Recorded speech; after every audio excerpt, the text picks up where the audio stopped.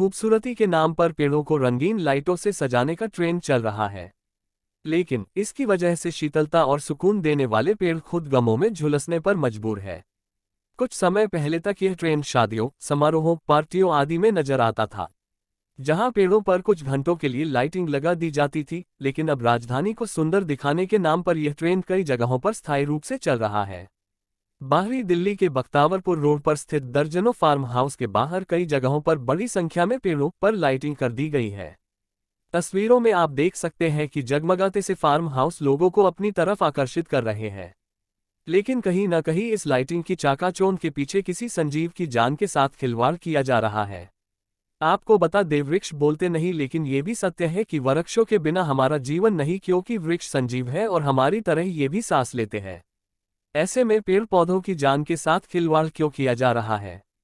आपको को बता दें, पेड़ पौधों पर लाइटिंग लगाने से क्या बड़े नुकसान हैं। विशेषज्ञों के अनुसार बिजली की पेड़ पौधों पर लड़ियां व बड़ी लाइटें लगाकर जलाई जाती हैं, तो इनकी वजह से पेड़ों का एक हिस्सा लगातार गर्म होता है। इस गर्मी से पेड़ झुलसने लगते हैं, उनकी कुदरती क्रियाएं जैसे फोटोसिंथेसिस प्रभावित होती है।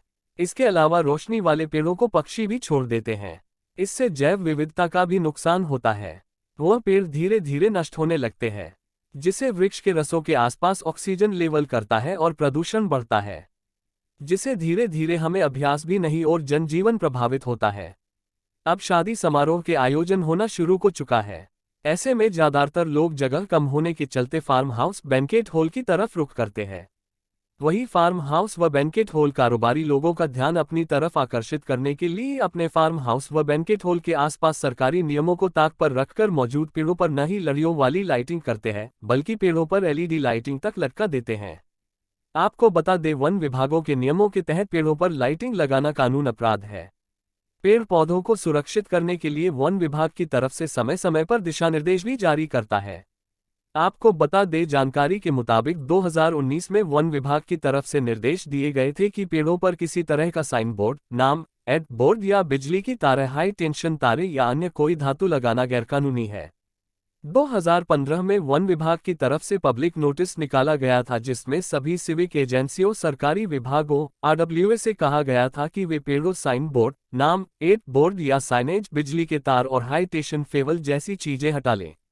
न करने पर को नुकसान पहुंचाने के लिए 10,000 रुपये तक का जुर्माना लगाया जा सकता है। फिलहाल पेड़ों पर लाइटिंग करना अब मानो एक ट्रेंड सा चल गया है, लेकिन मानव अब अपने स्वार्थ के लिए संजीव पेड़ पौधों के साथ खिलवाड़ बेफिक्र होकर कर रहे हैं।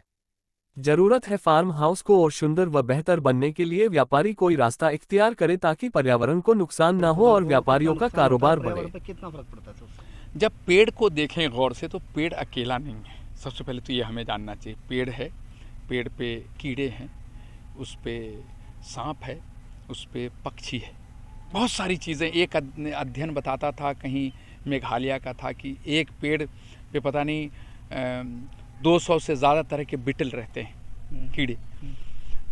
अब पेड़ के बारे में गौर करें कि पेड़ का काम रात में क्या होता है। अक्सर हाँ, रोशनी रात में ही लगती होगी पेड़ों पे, तो पेड़ का काम रात में होता है रेस्पिरेशन करना, रेस्पायर करना, सांस लेना।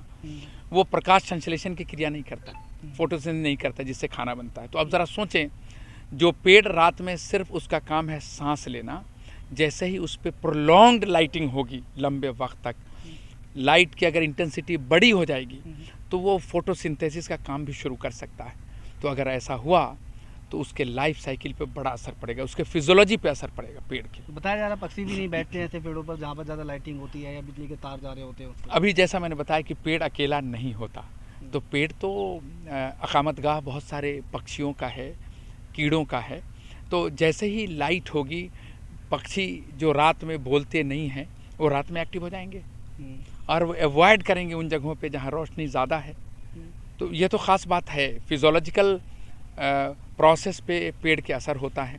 और दूसरा, जो दूसरे जीव हैं वो उस पर रहने से कतराएंगे, क्योंकि जो रात में शांति उनको चाहिए और रात में वो अगर जग के रहेंगे तो उनको भी प्रॉब्लम आएगी, जिससे ब्रीडिंग में प्रॉब्लम आ जाएगी।